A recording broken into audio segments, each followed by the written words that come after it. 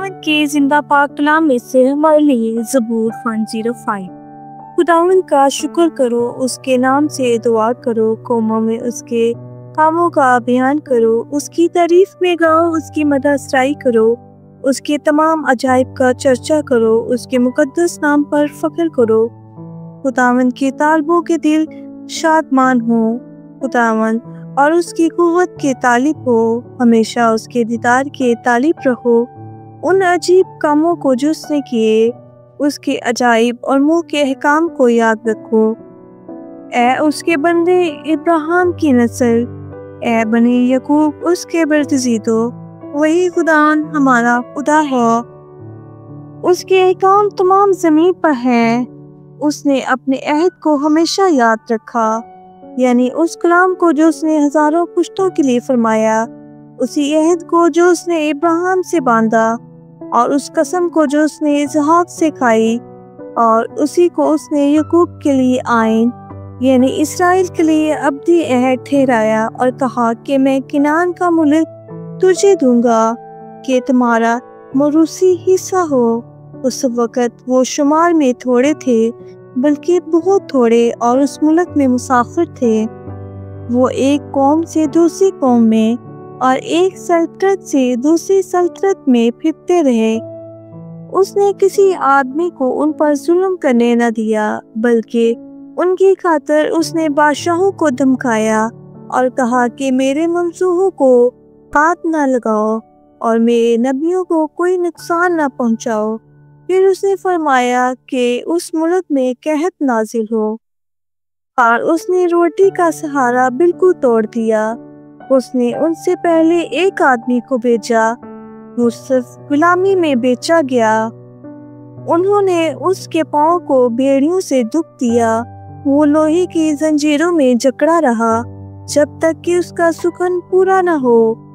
خداوند کا کلام اسے آزماتا رہا، بادشاہ نے حکم بھیج کر اسے چھڑایا، ہاں قوموں کے فرما روا نے اسے آزاد کیا۔ اس نے اس کو اپنے گھر کا مختار اور اپنی ساری مملکت پر حاکم بنایا، تاکہ اس کے امراء کو جب چاہے قید کرے، اس کے بزرگوں کو دانش سکھائے۔ اسرائیل بھی مصر میں آیا اور یعقوب خان کی سرزمین پر مساکیا، اور خدا نے اپنے لوگوں کو خوب بڑھایا اور ان کو ان کے مخالفوں سے زیادہ قوی کیا۔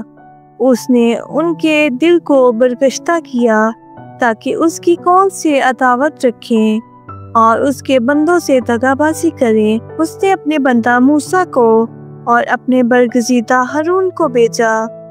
اس نے ان کے درمیان معجزات اور حام کی سرزمین میں عجائب دکھائے۔ اس نے تاریکی بھیج کر اندھیرا کر دیا، اور انہوں نے اس کی باتوں سے سرکشی نہ کی۔ اس نے ان کی ندیوں کو لہو بنا دیا اور ان کی مچھلیاں مار ڈالیں۔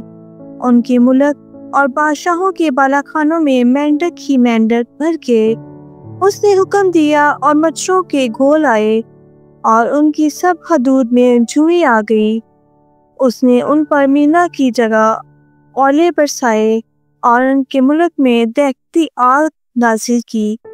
اس نے ان کے انگور اور انجیر کے درختوں کو بھی برباد کر ڈالا اور ان کی حدود کے پیڑ توڑ ڈالے۔